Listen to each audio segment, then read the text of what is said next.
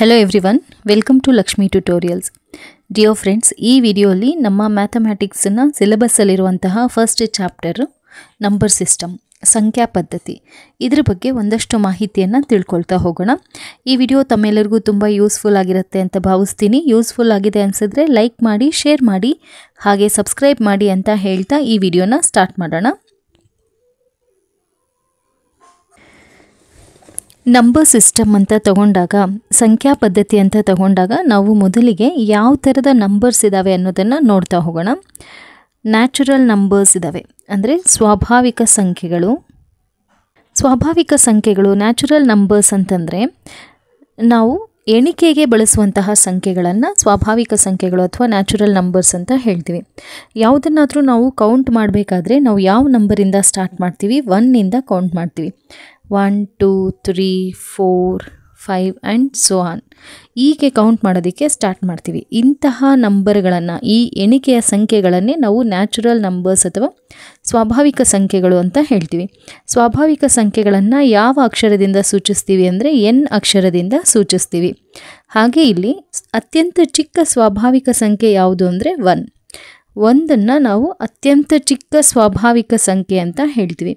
ಹಾಗೆ ಅತ್ಯಂತ ದೊಡ್ಡ ಸ್ವಾಭಾವಿಕ ಸಂಖ್ಯೆ ಅಂತಂದರೆ ಇಲ್ಲಿ ಹೇಳೋದಕ್ಕಾಗಲ್ಲ. ಯಾಕಂತಂದರೆ ಇನ್ಫೈನೈಟ್ ನಂಬರ್ಸಲ್ಲಿ ಇನ್ಫೈನೈಟ್, ಅಲ್ಲಿ ನಾವು ಎಷ್ಟು ನಂಬರ್ಸ್ ಬೇಕಾದರೂ ಬರಿತಾ ಹೋಗಬಹುದು.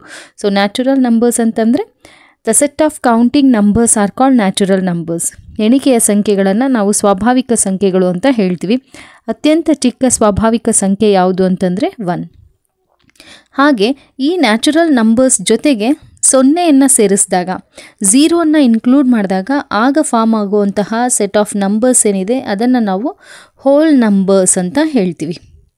ಸೊ ಹೋಲ್ ನಂಬರ್ಸ್ ಅಥವಾ ಪೂರ್ಣ ಸಂಖ್ಯೆಗಳು ಅಂತ ಹೇಳ್ತೀವಿ. ಪೂರ್ಣ ಸಂಖ್ಯೆಗಳನ್ನು ಯಾವ ಅಕ್ಷರದಿಂದ ಸೂಚಿಸ್ತೀವಿ ಅಂತಂದರೆ W ಅಕ್ಷರದಿಂದ ಸೂಚಿಸ್ತೀವಿ. ಪೂರ್ಣ ಸಂಖ್ಯೆಗಳನ್ನು W ಅಕ್ಷರದಿಂದ ಸೂಚಿಸ್ತೀವಿ. ಪೂರ್ಣ ಸಂಖ್ಯೆಗಳು ಅಥವಾ ಹೋಲ್ ನಂಬರ್ಸ್ ಅಂತಂದರೆ ಈ ನ್ಯಾಚುರಲ್ ನಂಬರ್ಸ್ ಇದಾವಲ್ಲ, ಈ ನ್ಯಾಚುರಲ್ ನಂಬರ್ಸ್ ಜೊತೆಗೆ 0ನ ಇನ್ಕ್ಲೂಡ್ ಮಾಡಿದಾಗ, 0ನ್ನು ಸೇರಿಸ್ಕೊಂಡಾಗ ಫಾರ್ಮ್ ಆಗುವಂತಹ ಸೆಟ್ ಆಫ್ ನಂಬರ್ಸ್ ಏನಿದೆ ಅದನ್ನೇ ನಾವು ಹೋಲ್ ನಂಬರ್ಸ್ ಅಂತ ಹೇಳ್ತೀವಿ. ಓಕೆ, ಸೊ ಇಲ್ಲಿ ಎಕ್ಸ್ಟ್ರಾ ಯಾವ್ದು ಸೇರಿಕೊಂಡಿದೆ ಅಂದರೆ 0 ಒಂದು ಸೇರಿಕೊಂಡಿದೆ, ಇನ್ನೆಲ್ಲ ಸೇಮ್ ಇರುತ್ತೆ. ಹಾಗೆ ನ್ಯಾಚುರಲ್ ನಂಬರ್ಸಲ್ಲಿ ಬರುವಂತಹ ಎಲ್ಲ ನಂಬರ್ಸು ಪಾಸಿಟಿವ್ ನಂಬರ್ಸ್ ಆಗಿರ್ತವೆ, ಧನ ಸಂಖ್ಯೆಗಳಾಗಿರ್ತವೆ. ಹೋಲ್ ನಂಬರ್ಸಲ್ಲಿ ಯಾವ್ದ್ಯಾವ್ದು ಇರ್ತದೆ? 1ದಿಂದ ಸ್ಟಾರ್ಟ್ ಆದರೆ ಅದು ಪಾಸಿಟಿವ್ ನಂಬರ್ಸ್, ಅದರ ಜೊತೆಗೆ 0 ಇನ್ಕ್ಲೂಡ್ ಆಗಿದೆ. ಇಲ್ಲಿ 0 ಪಾಸಿಟಿವು ಅಲ್ಲ, ನೆಗೆಟಿವು ಅಲ್ಲ. ಹಾಗೆ ಅತ್ಯಂತ ದೊಡ್ಡ ಸಂಖ್ಯೆ ಇಲ್ಲಿ ಹೇಳೋದಕ್ಕೂ ಬರೋದಿಲ್ಲ, ಯಾಕೆಂದರೆ ಇನ್ಫೈನೈಟ್ ಆಗಿರ್ತವೆ, ಅಪರಿಮಿತವಾಗಿರ್ತವೆ ಹೋಲ್ ನಂಬರ್ಸ್ ಅನ್ನೋದು. ಹಾಗೆ ನ್ಯಾಚುರಲ್ ನಂಬರ್ಸ್ ಅನ್ನೋವು ಸಹ. ಇಲ್ಲಿ ಅತ್ಯಂತ ಚಿಕ್ಕ ಹೋಲ್ ನಂಬರ್ ಯಾವುದು, ಅತ್ಯಂತ ಚಿಕ್ಕ ಪೂರ್ಣ ಸಂಖ್ಯೆ ಯಾವುದು ಅಂತಂದರೆ 0. ಇದರ ಮೇಲೆ ಸುಮಾರಷ್ಟು ಸಲ ಕ್ವೆಶ್ಚನ್ ಅರೈಸ್ ಆಗಿತ್ತು. ಅತ್ಯಂತ ಚಿಕ್ಕ ಸ್ವಾಭಾವಿಕ ಸಂಖ್ಯೆ ಯಾವುದು, ಹಾಗೆ ಅತ್ಯಂತ ಚಿಕ್ಕ ಪೂರ್ಣ ಸಂಖ್ಯೆ ಯಾವುದು ಅಂತ. ಅತ್ಯಂತ ಚಿಕ್ಕ ಸ್ವಾಭಾವಿಕ ಸಂಖ್ಯೆ ಅಥವಾ ನ್ಯಾಚುರಲ್ ನಂಬರ್ ಅಂತ ಕೇಳಿದ್ದಾಗ ಅದು 1 ಆಗಿರುತ್ತೆ. ಅತ್ಯಂತ ಚಿಕ್ಕ whole number, smallest whole number ಅಂತ ಕೇಳಿದ್ದಾಗ 0. ಇವೆರಡರಲ್ಲಿ ಕನ್ಫ್ಯೂಷನ್ ಆಗುತ್ತೆ. ಸೊ ಕೇರ್ಫುಲ್ಲಾಗಿ ಆನ್ಸರ್ ಮಾಡಬೇಕಾಗುತ್ತೆ. ಓಕೆ, ನ್ಯಾಚುರಲ್ ನಂಬರ್ ಕೇಳಿದರೆ 1, ಹೋಲ್ ನಂಬರ್ ಕೇಳಿದರೆ 0. ನೆಕ್ಸ್ಟ್ ಬರುವಂತಹ ಸೆಟ್ ಆಫ್ ನಂಬರ್ಸ್ ಯಾವುದು ಅಂತಂದರೆ ಈ ಹೋಲ್ ನಂಬರ್ಸ್ ಏನಿದೆ 0 ಹಾಗೆ 1 2 3 4 ಇದರ ಜೊತೆಗೆ ನಾನು ನೆಗೆಟಿವ್ ನಂಬರ್ಸನ್ನು ಸೇರಿಸ್ಕೊಳ್ತೀನಿ. ಓಕೆ, ಸೊ ಆಗ ಫಾರ್ಮ್ ಆಗುವಂತಹ ಹೊಸ ಸೆಟ್ ಆಫ್ ನಂಬರ್ಸ್, ಹೊಸ ಸಂಖ್ಯೆಗಳ ಗಣ ಏನಿದೆ ಅದನ್ನು ನಾವು ಇಂಟೀಜರ್ಸ್ ಅಂತ ಹೇಳ್ತೀವಿ. ನೆಕ್ಸ್ಟ್ ಈ ಹೋಲ್ ನಂಬರ್ಸ್ ಜೊತೆಗೆ, ಹೋಲ್ ನಂಬರ್ಸಲ್ಲಿ ಈಗ ನಮಗೆ 0 ಇದೆ, 1 2 3 4 5 ಈ 1 2 3 4 5 ಅಂತ ಇರೋ ನಂಬರ್ಸ್ ಎಲ್ಲ ಇವೆಲ್ಲ ಏನು ಪಾಸಿಟಿವ್ ನಂಬರ್ಸು. 0ಗೆ ಯಾವುದೇ ಚಿಹ್ನೆ ಇಲ್ಲ. ಸೊ ಈ ನಂಬರ್ಸ್ ಜೊತೆಗೆ ನೆಗೆಟಿವ್ ನಂಬರ್ಸನ್ನು ತೊಗೊಳ್ತಾ ಇದ್ದೀನಿ ನಾನು, ಋಣ ಸಂಖ್ಯೆಗಳನ್ನು ತೊಗೊಳ್ತಾ ಇದ್ದೀನಿ. -1 -2 -3 ಆ್ಯಂಡ್ ಸೋ ಆನ್ ಅಂತ. ಸೊ ಯಾಕೆ ಇದನ್ನು ನಾನು ಲೆಫ್ಟ್ ಸೈಡಿಗೆ ಬರೆದಿದ್ದೀನಿ ಅಂತಂದರೆ ನಾವು ನಂಬರ್ ಲೈನ್ ಮೇಲೆ ಮಾರ್ಕ್ ಮಾಡಬೇಕಾದ್ರೆ ಇದೇ ಫಾರ್ಮಲ್ಲಿ ನಾವು ನಂಬರ್ ಲೈನ್ ಮೇಲೆ ಮಾರ್ಕ್ ಮಾಡುವಂಥದ್ದು. 0ನ ಮಾರ್ಕ್ ಮಾಡ್ತೀವಿ, 0ನ ರೈಟ್ ಸೈಡ್ಗೆ ಪಾಸಿಟಿವ್ ನಂಬರ್ಸನ್ನು ಮಾರ್ಕ್ ಮಾಡ್ತೀವಿ, 0ನ ಲೆಫ್ಟ್ ಸೈಡ್ಗೆ ನೆಗೆಟಿವ್ ನಂಬರ್ಸನ್ನು ಮಾರ್ಕ್ ಮಾಡ್ತೀವಿ.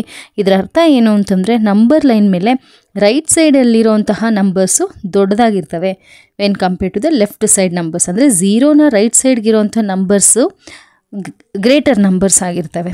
ಹಾಗೆ ಚಿಕ್ಕ ಸಂಖ್ಯೆಗಳು ಎಡಗಡೆಗೆ ಬರ್ತವೆ.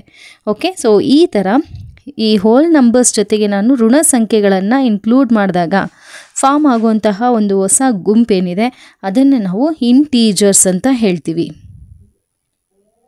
ಇಂಟೀಜರ್ಸ್ ಅಥವಾ ಪೂರ್ಣಾಂಕಗಳು ಅಂತ ಹೇಳ್ತೀವಿ.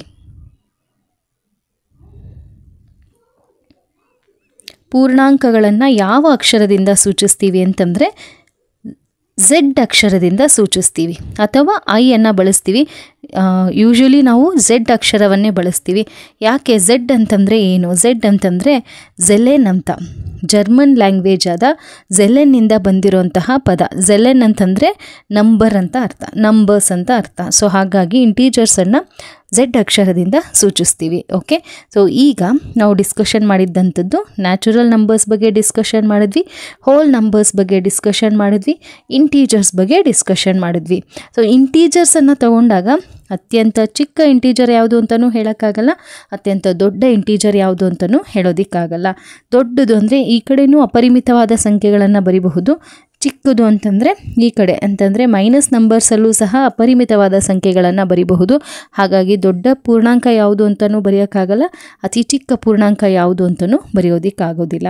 ಓಕೆ, ಸೊ ಈಗ ನ್ಯಾಚುರಲ್ ನಂಬರ್ ಅಂತಂದರೆ ಏನು ಅಂತ ನೋಡಿದ್ವಿ, ಹೋಲ್ ನಂಬರ್ಸ್ ಅಂತಂದರೆ ಏನು ಅಂತ ನೋಡಿದ್ವಿ, ಇಂಟೀಜರ್ಸ್ ಅಂತಂದರೆ ಏನು ಅಂತ ನೋಡಿದ್ವಿ. ನ್ಯಾಚುರಲ್ ನಂಬರ್ಸನ್ನು ಕೌಂಟಿಂಗ್ ನಂಬರ್ಸ್ ಅಂತ ಹೇಳ್ತೀವಿ. So 1 2 3 4 and so on. Whole numbers 0 1 2 3 4 and so on ಅಂತ ಇರುತ್ತೆ. ಇಂಟೀಜರ್ಸನ್ನು ನಾವು ಝೆಡ್ ಅಕ್ಷರದಿಂದ ಸೂಚಿಸ್ತೀವಿ. ಝೆಡ್ ಅಂತಂದರೆ ಝೆಲೆನ್. ಸೊ ಈ ಝೆಲೆನ್ ಅನ್ನೋದು ಯಾವ ಲ್ಯಾಂಗ್ವೇಜ್ ಪದ ಅಂತಂದರೆ ಜರ್ಮನ್ ಲ್ಯಾಂಗ್ವೇಜಿನ ಪದ. ಇದರ ಅರ್ಥ ಏನು? ಝೆಲೆನ್ ಅಂತಂದರೆ ನಂಬರ್ಸ್ ಅಂತ ಅದರ ಅರ್ಥ. ಸೊ ಹಾಗಾಗಿ ಝೆಲೆನ್ ಅಂತ ಝೆಡ್ ಅಕ್ಷರದಿಂದ ನಾವು ಇಂಟೀಜರ್ಸನ್ನು ಮಾರ್ಕ್ ಮಾಡ್ತೀವಿ. ಇಂಟೀಜರ್ಸನ್ನು ಮಾರ್ಕ್ ಮಾಡಬೇಕಾದ್ರೆ ಏನಂತ ಮಾರ್ಕ್ ಮಾಡ್ತೀವಿ? ಫಸ್ಟ್ ನಾವು ಝೀರೋನ ಮಾರ್ಕ್ ಮಾಡಿಕೊಂಡು ಝೀರೋನ ಲೆಫ್ಟ್ ಸೈಡ್ಗೆ ಮೈನಸ್ ನಂಬರ್ಸನ್ನು ಮಾರ್ಕ್ ಮಾಡ್ತೀವಿ. ಹಾಗೆ ರೈಟ್ ಸೈಡ್ಗೆ ಪಾಸಿಟಿವ್ ನಂಬರ್ಸನ್ನು ಮಾರ್ಕ್ ಮಾಡ್ತೀವಿ. ಇಲ್ಲಿ ನಾವು ಅತ್ಯಂತ ದೊಡ್ಡ ಪೂರ್ಣಾಂಕ ಅಥವಾ ದೊಡ್ಡ ಇಂಟೀಜರನ್ನು ಬರೆಯೋಕ್ಕಾಗಲ್ಲ, ಅತ್ಯಂತ ಚಿಕ್ಕ ಇಂಟೀಜರನ್ನು ಸಹ ಬರೆಯೋದಕ್ಕಾಗಲ್ಲ.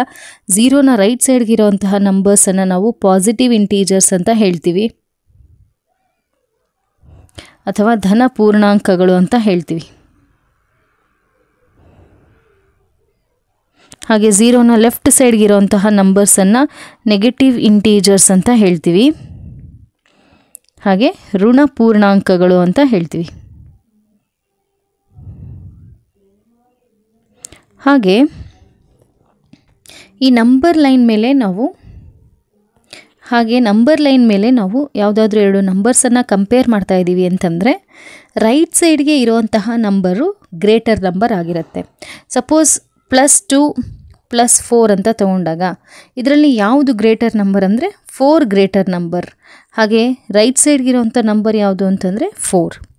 ಹಾಗೆ 0 ಆ್ಯಂಡ್ -3 ಅಂತ ತಗೊಂಡಾಗ ಈ ಎರಡು ನಂಬರ್ಸನ್ನು ತಗೊಂಡಾಗ ದೊಡ್ಡ ಸಂಖ್ಯೆ ಯಾವುದಾಗಿರುತ್ತೆ ಅಂದರೆ 0 ದೊಡ್ಡದಾಗಿರುತ್ತೆ, -3 ಚಿಕ್ಕದಾಗಿರುತ್ತೆ. ಸೊ ಇಲ್ಲಿ ರೈಟ್ ಸೈಡ್ ಇರೋವಂಥದ್ದು 0, ಲೆಫ್ಟ್ ಸೈಡ್ ಇರೋವಂಥದ್ದು -3. ಹಾಗೆ ಪಾಸಿಟಿವ್ ನಂಬರ್ಸ್ ಏನಿದೆ ಆ ಎಲ್ಲ ಪಾಸಿಟಿವ್ ನಂಬರ್ಸು 0ಗಿಂತ ದೊಡ್ಡ ಸಂಖ್ಯೆಗಳಾಗಿರ್ತವೆ. ಹಾಗೆ ನೆಗೆಟಿವ್ ನಂಬರ್ಸ್ ಏನಿದ್ದಾವೆ ಈ ನೆಗೆಟಿವ್ ನಂಬರ್ಸು 0ಗಿಂತ ಚಿಕ್ಕ ಸಂಖ್ಯೆಗಳಾಗಿರ್ತವೆ. ನೆಗೆಟಿವ್ ಸೈನ್ ಇದ್ದಾಗ ಸಂಖ್ಯೆ ದೊಡ್ಡದಾದಷ್ಟು ಅದರ ವ್ಯಾಲ್ಯೂ ಚಿಕ್ಕದು. ಸೊ ಫಾರ್ ಎಕ್ಸಾಂಪಲ್ -10 ಹಾಗೆ -5 ಅಂತ ತಗೊಂಡಾಗ ಇಲ್ಲಿ -10 ಅನ್ನೋದೇನಿದೆ 10 ಅನ್ನೋದು ಜಾಸ್ತಿ ಇದೆ, ಆದರೆ ಮೈನಸ್ ಇರೋದ್ರಿಂದ ಇದರ ವ್ಯಾಲ್ಯೂ ಕಡಿಮೆ.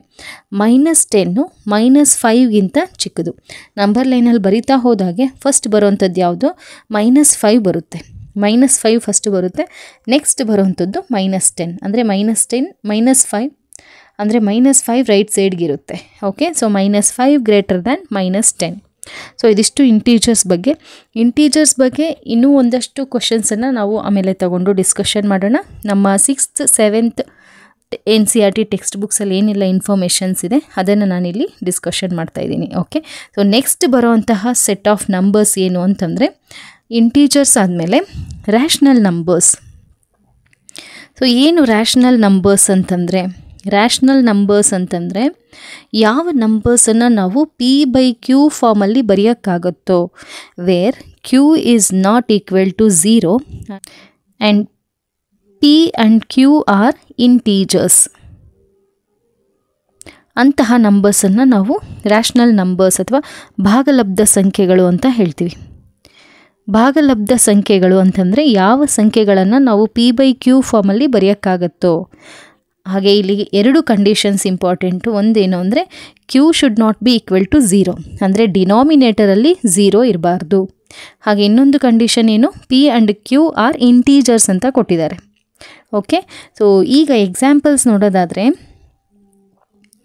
2/3, 5/6, -1/3, 4/-6, 0/1 ಇವೆಲ್ಲನೂ ಸಹ ರ್ಯಾಷನಲ್ ನಂಬರ್ಸ್ಗೆ ಎಕ್ಸಾಂಪಲ್ಸ್. ಅದೇ ನಾವಿಲ್ಲಿ 1/0 ಅಂತ ತಗೊಂಡಾಗ ಇದನ್ನು ನಾವು ರ್ಯಾಷನಲ್ ನಂಬರ್ ಅಂತ ಹೇಳಬಹುದಾ ಅಂದರೆ ಇಲ್ಲ, ಇದು ರ್ಯಾಷನಲ್ ನಂಬರ್ ಅಲ್ಲ. ಯಾಕೆ ಅಂತಂದರೆ ಇಲ್ಲಿ ಡಿನಾಮಿನೇಟರಲ್ಲಿ ಛೇದದಲ್ಲಿ 0 ಇದೆ. ಛೇದದಲ್ಲಿ 0 ಇದೆ ಅಂತಂದರೆ ಅದನ್ನು ನಾವು ರ್ಯಾಷನಲ್ ನಂಬರ್ ಅಂತ ಹೇಳೋದಕ್ಕೆ ಆಗಲ್ಲ. ಇಲ್ಲಿ ಕಂಡೀಷನ್ ಏನಿದೆ, q should not be equal to 0, ಅಂದರೆ ಛೇದದಲ್ಲಿ 0 ಇರಬಾರ್ದು. ಹಾಗಾಗಿ ಇದು ರ್ಯಾಷನಲ್ ನಂಬರ್ ಅಲ್ಲ. ಯಾವುದೇ ಸಂಖ್ಯೆ ಡಿನಾಮಿನೇಟರಲ್ಲಿ 0 ಇದೆ ಅಂತಂದರೆ that is not a rational number. Okay, not rational number. ಇದ್ರ ಮೇಲೇನು ಕ್ವಶನ್ಸ್ ಕೇಳಬಹುದು. ಸೊ ಹಾಗಾಗಿ ರ್ಯಾಷನಲ್ ನಂಬರ್ಸ್ ಅಂತಂದರೆ ಭಾಗಲಬ್ಧ ಸಂಖ್ಯೆಗಳು ಅಂದರೆ ಯಾವ ಸಂಖ್ಯೆಗಳನ್ನು ನಾವು p/q ಫಾರ್ಮಲ್ಲಿ ಬರೆಯೋಕ್ಕಾಗುತ್ತೋ ಅಂಥ ಸಂಖ್ಯೆಗಳನ್ನು ನಾವು ಭಾಗಲಬ್ಧ ಸಂಖ್ಯೆಗಳು ಅಥವಾ ರ್ಯಾಷನಲ್ ನಂಬರ್ಸ್ ಅಂತ ಹೇಳ್ತೀವಿ.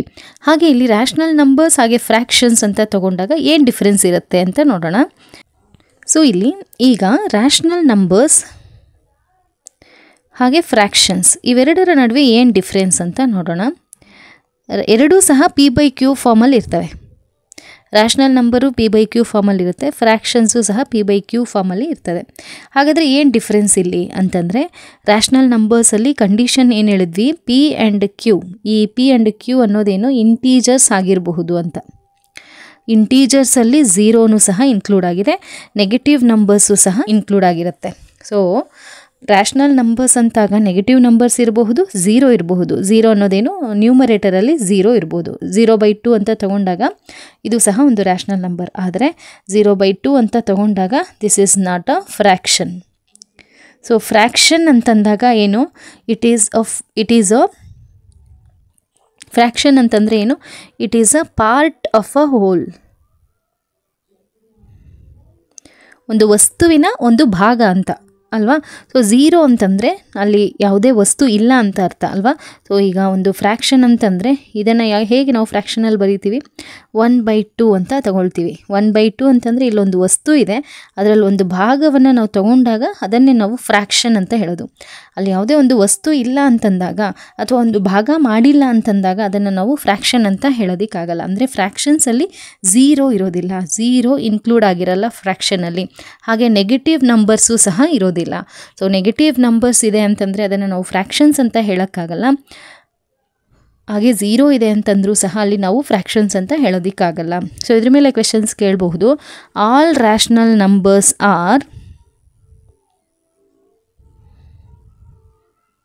Fractions. So all rational numbers are fractions, true or false ಅಂತ ಕೇಳಬಹುದು. All rational numbers are fractions ಅಂತ ಹೇಳೋದಕ್ಕೆ ಹೇಳಬಹುದಾ ಅಂತ. ಸೊ ಎಲ್ಲ ರ್ಯಾಷನಲ್ ನಂಬರ್ಸನ್ನು ನಾವು ಫ್ರ್ಯಾಕ್ಷನ್ಸ್ ಅಂತ ಹೇಳೋದಕ್ಕಾಗತ್ತಾ ಅಂದರೆ ಒಂದು ಎಕ್ಸಾಂಪಲ್ ತೊಗೊಳ್ಳೋಣ. 1/2 ಇದು ರ್ಯಾಷನಲ್ ನಂಬರ್ ಹೌದು, ಫ್ರ್ಯಾಕ್ಷನ್ನು ಹೌದು. ಹಾಗೆ -1/2 ತೊಗೊಂಡಾಗ ಇದನ್ನು ನಾವು ರ್ಯಾಷನಲ್ ನಂಬರ್ ಅಂತ ಹೇಳಬಹುದು, ಆದರೆ ಇದು this is not a fraction. Okay, this is not a fraction. ಇದನ್ನು ಫ್ರ್ಯಾಕ್ಷನ್ ಅಂತ ಹೇಳೋದಕ್ಕಾಗಲ್ಲ, ಯಾಕಂದರೆ ಇಲ್ಲಿ ನೆಗೆಟಿವ್ ನಂಬರ್ ಇದೆ. ಹಾಗೆ 0/1 ಇದನ್ನು ನಾವು ರ್ಯಾಷನಲ್ ನಂಬರ್ ಅಂತ ಹೇಳಬಹುದು, but it is not a fraction. So we can not say that all rational numbers are fractions.